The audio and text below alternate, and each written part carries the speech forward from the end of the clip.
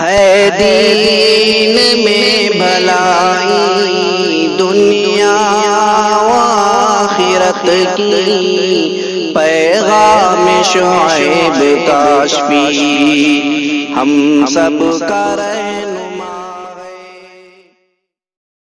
دعا کرے اللہ تیری محبت عطا فرما۔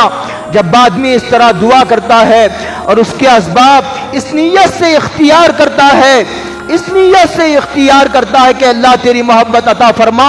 لوگ دعا کرتے ہیں اللہ مجھے ایک گھر دے دیجئے، اے اللہ مجھے ایک دکان دے دیجئے، اے اللہ مجھے خوبصورت بیٹا دے دیجئے، اے اللہ میرے پاس پیسے نہیں ہیں مجھے مالدار بنا دیجئے، اے اللہ میں بیمار ہوں شفا عطا فرمائیے، اے اللہ میرا فلاں بھائی غریب ہے اسے مالدار بنا دیجئے، اے اللہ مجھے خزانے عطا فرمائیے، مجھے حکومت عطا فرمائیے۔ آدمی دعا کرتا ہے، دنیا بھر کی دعا کرتا ہے۔ دعا کرنا، گھر کی دعا کرنا غلط نہیں، حکومت کی دعا کرنا غلط نہیں، بچہ کی دعا کرنا غلط نہیں، مالدار ہونے کی دعا کرنا غلط نہیں، صحت مانگنا کوئی غلط نہیں، نعمتیں مانگنا کوئی غلط نہیں، بلکہ حکم ہے۔ بلکہ حضور نے حدیث میں ارشاد فرمایا من لم یسأل اللہ یغضب علیہ۔ لیکن برا یہ ہے کہ آدمی صرف دنیا مانگے، آخرت نہ مانگے، اللہ کی محبت نہ مانگے، حضور کی محبت کا سوال نہ کرے، اور قبر کے سوالات کی آسانی کی بھیک نہ مانگے، اور اللہ کا خوف نہ مانگے، اللہ کی محبت نہ مانگے، نماز کا خشوع نہ مانگے، تلاوت کی توفیق نہ مانگے، یہ برا ہے۔ قرآن کریم نے ایک عجیب بات ارشاد فرمائی اور فرمایا فَمِنَ النَّاسِ مَن يَقُولُ رَبَّنَا آتِنَا فِي الدُّنْيَا وَمَا لَهُ فِي الْآخِرَةِ مِنْ خَلَاقٍ۔ لوگوں کا ایک بہت بڑا طبقہ گروہ ایسا ہے جو یوں دعا کرتا ہے اللہ جو دینا ہو دنیا میں دے دیجئے۔ قرآن کہتا ہے صرف دنیا مانگنا یہ کافرانہ مزاج ہے، یہ کافرانہ ذہنیت کی پیداوار ہے۔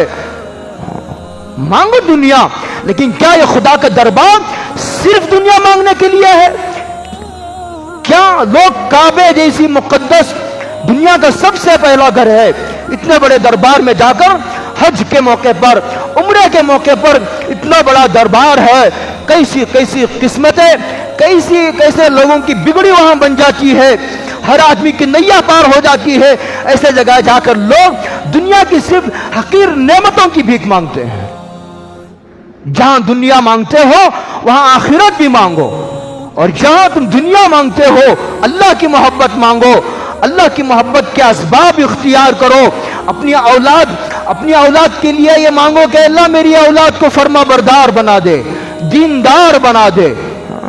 یہ انبیاء کا مزاج ہے، اپنے نسلوں کے ایمان کی فکر کرنا، اپنے محلے اپنی پوری قوم کے دین کی فکر کرنا۔ یہ ایک مزاج تو بادشاہوں کا ہے، یہ ایک مزاج صحابہ کا ہے، یہ ایک سوچ انبیاء کی ہے۔ انبیاء اور بادشاہوں کی سوچ میں زمین آسمان کا فرق ہوتا ہے۔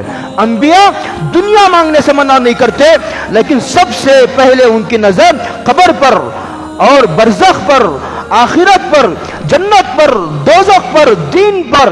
اسی لیے حضرت عمر رضی اللہ تعالیٰ عنہ سے کسی نے کہا حضرت دعا فرمائیے مسلسل کئی دنوں سے میرے اوپر مصیبتیں ہی مصیبتیں آ رہی ہیں، یہ ایک مصیبت ختم نہیں ہوتی دوسری آ جاتی ہے، دوسری ختم نہیں ہوتی تیسری مصیبت آ جاتی ہے۔